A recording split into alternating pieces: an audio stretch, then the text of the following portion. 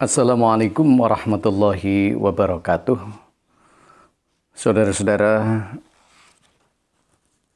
mahasiswa dan para pecinta barokah sunni yang saya hormati. Materi selanjutnya adalah tentang apa sih yang dimaksud dengan Islam itu secara istilah, secara luas. Karena di bab pertama kita membahas tentang Islam itu secara bahasa. Makna dan pengertian Islam itu ditinjau dari dua hal. Pertama adalah secara bahasa, yang kedua adalah secara istilah. Secara bahasa itu artinya menelusuri akar bahasa Islam itu apa, sehingga dikatakan Islam. Secara istilah, kita akan melihat sebuah literasi klasik dari pemahaman yang disampaikan oleh para kiai melalui beberapa kitab yang sering kita sebut dengan Mabadi'ul Fiqhiyah. Di sini adalah Al-Juz Tsalits, juz yang ketiga. Ada semacam pengertian yang sangat mendasar yang mungkin tidak selalu serta-merta disampaikan oleh para akademisi, tetapi disampaikan oleh para kiai dan guru-guru kita. Apa sih yang dimaksud dengan Islam itu sebenarnya? Salah satunya adalah kitab yang dikarang oleh almarhum Yai Abdul Jabbar yang diterjemahkan oleh Kiai Haji Misbah Zainuddin Mustafa dalam terjemahan-terjemahan yang lain. Apa Islam itu?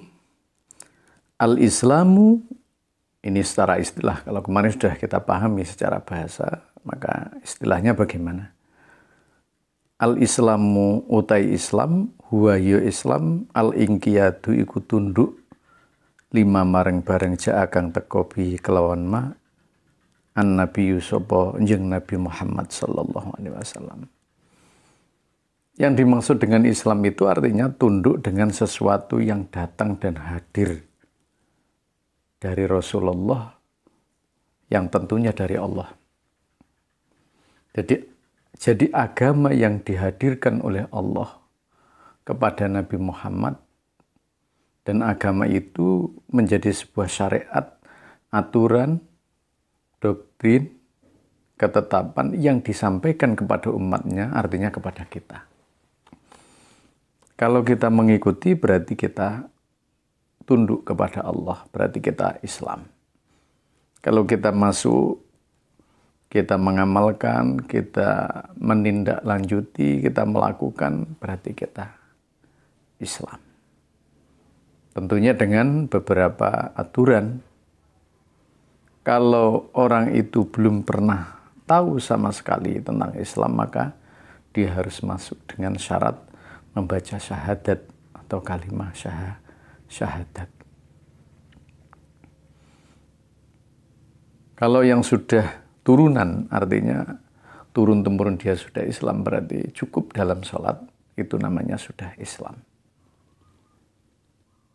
Artinya Islam itu adalah kita mengikuti apa yang diperintahkan oleh Rasulullah, apa yang diatur oleh Allah melewati Rasul, yakni disampaikan oleh para utusan Allah melalui Nabi Muhammad tadi, kemudian disampaikan kepada kita.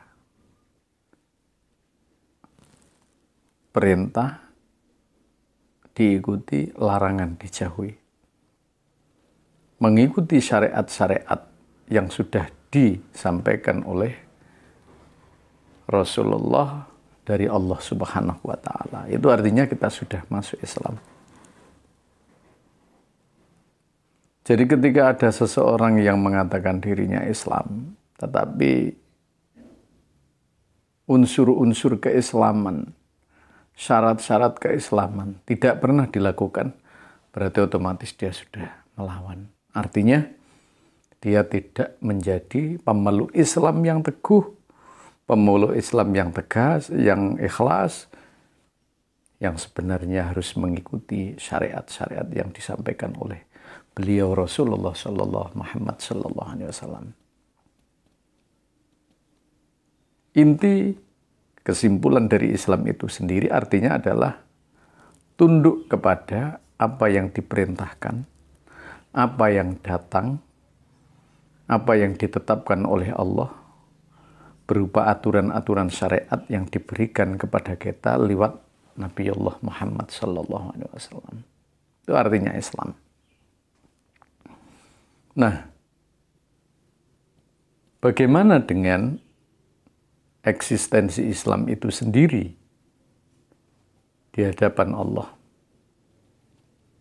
Kan masih banyak agama-agama yang lain. Eksistensi Islam itu artinya adalah keberadaan Islam. Eksistensi Islam itu adalah bahwa Islam itu punya kemuliaan besar.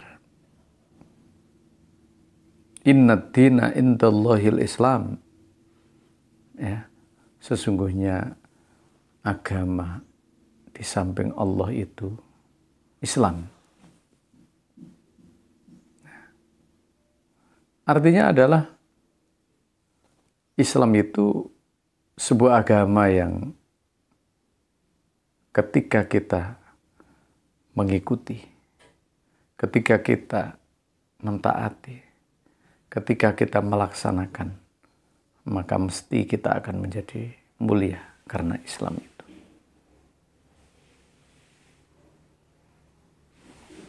Walaupun di sisi lain bahwa ada sebuah ayat yang mengatakan la ikraha fiddin.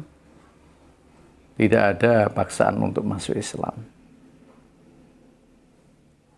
Artinya bahwa Allah itu tidak memaksa kita, tidak memaksa manusia untuk masuk Islam.